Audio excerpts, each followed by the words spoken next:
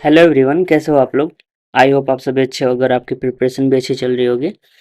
तो इस वीडियो में हम बात करने वाले हैं जो भी आपके डाउट्स हैं डॉक्यूमेंट्स को लेके या फिर सर्टिफिकेट जो भी लगेंगे या एलिजिबिलिटी क्राइटेरिया जो भी इसकी एग्ज़ाम की है उसके बारे में। तो चलिए इस वीडियो को शुरू करते हैं। आपने जो जो क्वेश्चन कमेंट में पूछे हैं उसका आंसर हम लोग करते हैं। तो देखो, सबसे पहला क्वेश्चन इनका है एपी चौहान, ओबीसी एनसीएल के अलावा और कोई अदर डॉक्यूमेंट्स चाहिए सेंट्रल की। तो देखो, बस ओबीसी एनसीएल चाहिए सेंट्रल गवर्नमेंट वाली डॉक्यूमेंट। इसके अलावा आपके जो डिग्री वगैरह जो आपके डिग्री से रिलेटेड डॉक्यूमेंट्स हैं, जैसे कि सर्टिफिकेट हो गया या फिर मार्कशीट हो गया, वो सारी चीज़ें बाद में लगेंगी। अभी के लिए आपको ओबीसी एनसीएल चाहिए, अगर मतलब जो रिजर्वेशन लेना है तो। नेक्स्ट है any other certificate to keep ready except the caste one, any change in eligibility with respect to the previous recruitments, any syllabus change की आशंका, up to how much eye power allowed, anyone rejected till now due to this.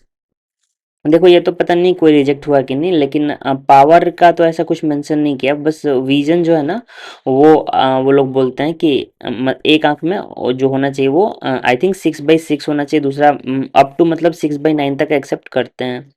तो vision अगर ठीक है तो power आप correct करा सकते हो। इवन कि ज़्यादा पावर है तब भी आप लोग वो भी तो करा सकते हो ना, लेसिक वगैरह जो होता है अब तो वो भी पॉसिबल है। प्लस स्पेक्स अलाउ करते हैं, विजन सही होनी चाहिए।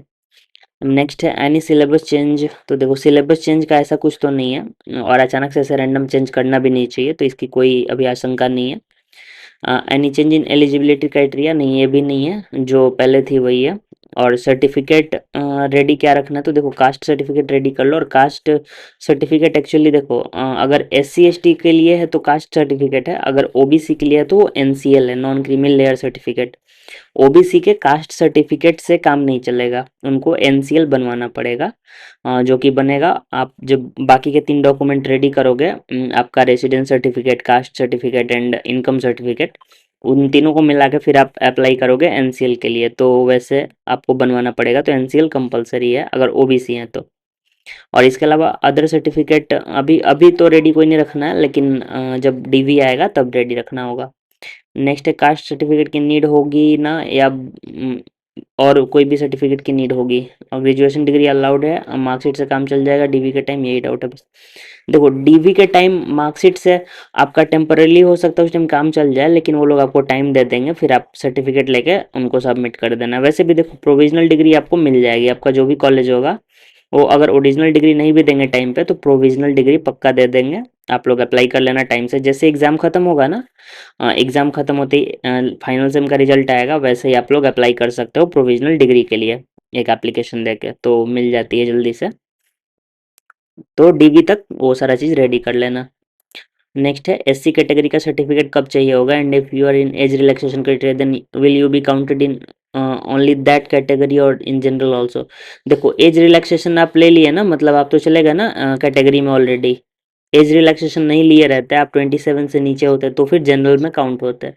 तो आप रिजर्वेशन लिए इसी वजह से आप अलाउड हैं एग्जाम देने के लिए, तो रिजर्वेशन वाले में ही आएंगे।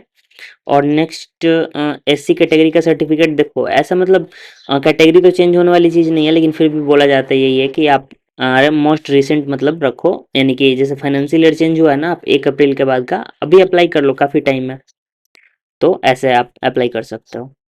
नेक्स्ट है सर, वो फिजिक्स की फॉर्मूला बुकलेट कब तक शेयर कर रहे हो आप, वो तो ऑलरेडी टेलीग्राम ग्रुप में आप देख लेना वहाँ से।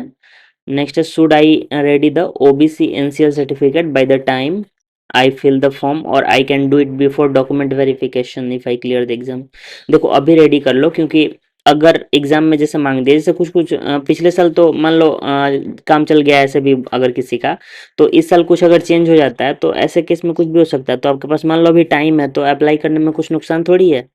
अभी अप्लाई करके रख लो, अगर नहीं लगेगा फॉर्म भरने में कोई दिक्कत नहीं है, इसको डायरेक्टली आप यूज करना डीवी के टाइम।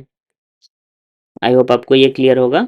नेक्स्ट है सर, मैं अभी लास्ट सेमेस्टर में हूँ, मेरा 6th सेम में बैकलॉग है और उसका रिजल्ट सितंबर के लास्ट में आएगा। क्या डीवी में प्रॉब्लम होगी और क्या मैं एलिजिबल हूँ?